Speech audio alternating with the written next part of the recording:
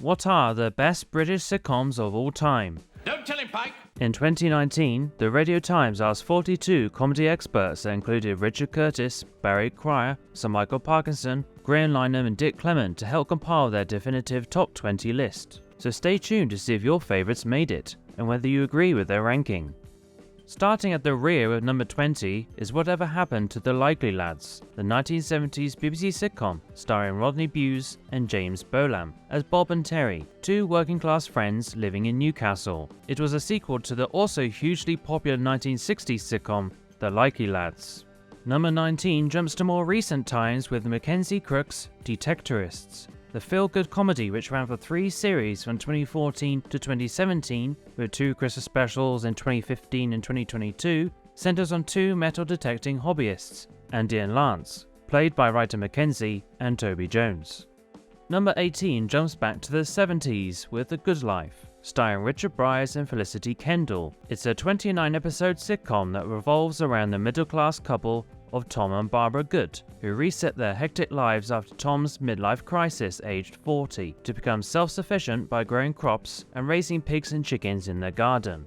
Gavin and Stacey, ranked 17th, is the comedy sitcom written by and starring James Corden and Ruth Jones. The show is about 2 families who are united from the love and marriage of Gavin, played by Matthew Horn, and Stacey by Joanna Page. The 2019 Christmas special attracted 18.49 million viewers, the most watched comedy in 17 years.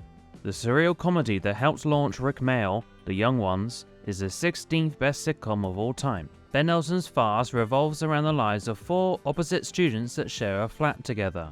As well as the main cast, it was also known for numerous guest musical performances and several one-off characters cameoed by other comedians. The number 15 entry may surprise you, The Fall and Rise of Reginald Perrin. It ran from 1976 to 1979 and was written and produced by David Nobbs, and starred Leonard Visitor as the central character Reggie, who is suffering from a midlife crisis while working as a sales executive, a job he loathes. The 14th best sitcom is the warm-hearted The Vicar of Dibley, starring Dawn French as the boisterous female vicar Geraldine. This Richard Curtis comedy initially explores the attitudes towards women in the church, but evolves to celebrate the various goings-on in a typical English village. It successfully ran from 1994 to 2007. Number 13, and the first non-BBC entry, is a unique Peep Show, which aired for an astonishing 12 years between 2003 and 2015, the longest-running Channel 4 comedy. Jesse Armstrong and Sam Bain are the co-writers, and it co-stars David Mitchell and Robert Webb as Mark and Jeremy, 2 dysfunctional best friends sharing a flat together in London. The iconic sitcom that propelled Ricky Gervais to worldwide stardom, The Office, ranked number 12. The spoof fly-on-the-wall documentary of paper merchants in Slough only ran for 12 episodes and a Christmas special, but it was a game-changer for comedy due to its authentic feel and lack of laughter track. The series was also followed by a hugely popular American adaptation. The last entry before the big top 10 is Armando Iannucci's political satire, The Thick of It. This loud, foul-mouthed comedy depicts the hectic, disorganized inner workings of British government, from the civil service to spin doctors to ministers. Peter Capaldi also had a remarkable performance for playing the menacing Malcolm Tucker. The comedy ran for 4 series and a spin-off movie, In the Loop. Now we've reached number 10, and it's the Victoria Wood creation, Dinner Ladies. With a mostly female cast, the sitcom depicts a factory canteen in Manchester and the varying type of characters that run it. This endearing comedy won several awards at the time when it ran from 1998 to 2000. Including Best TV Comedy for Series 2 by the British Comedy Awards. Absolutely Fabulous, charting at number 9, made a big impact when it premiered in 1992. Created by and starring Jennifer Saunders, a total of 5 series and 7 specials were made over 20 years, plus a 2016 feature film. The roles of PR mogul Eddie and ex-model Patsy are perhaps Jennifer Saunders and Joanna Lumley's most famous comedy roles. A sitcom that captures the British love of sitting in front of the telly, The Royal Family, ranks number 8. The Royals are a working-class Manchester family, and the show focuses on the conversations and drama that largely occurred in front of their TV. The cast, including Ricky Tomlinson and Sue Johnston, starred in 25 episodes over 3 series and 7 specials.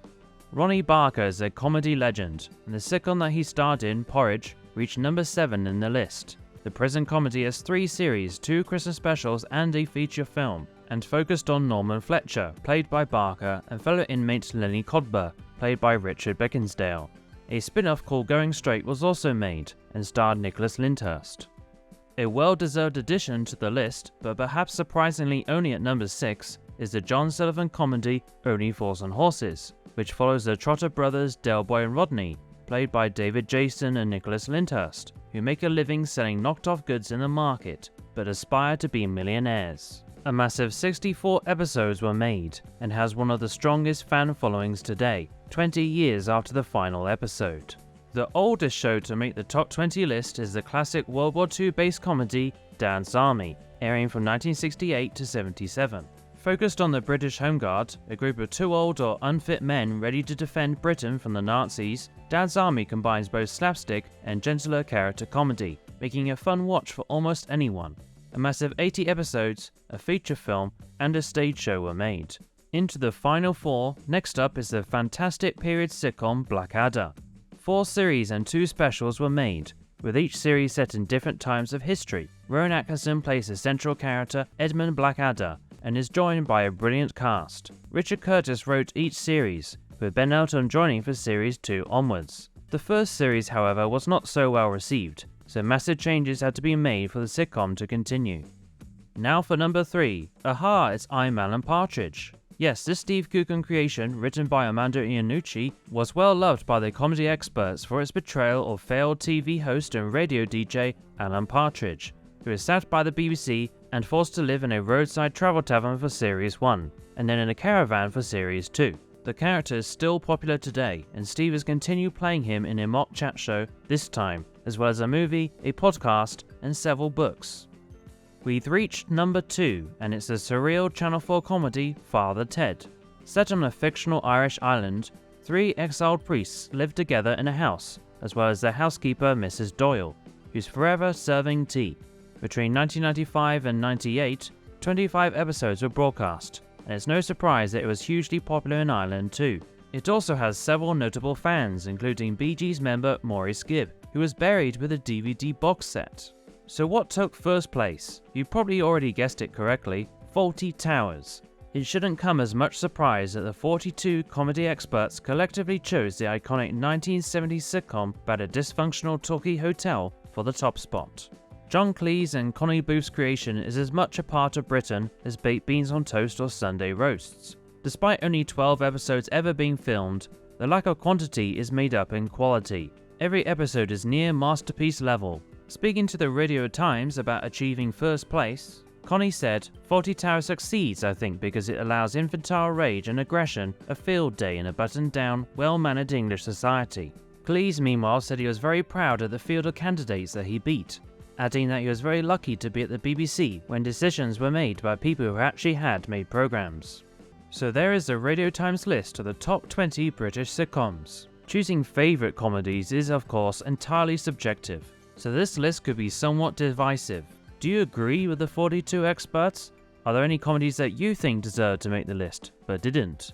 Please let us know in the comments. While you're here, you may also want to watch some of our other videos. Thanks for watching and cheerio!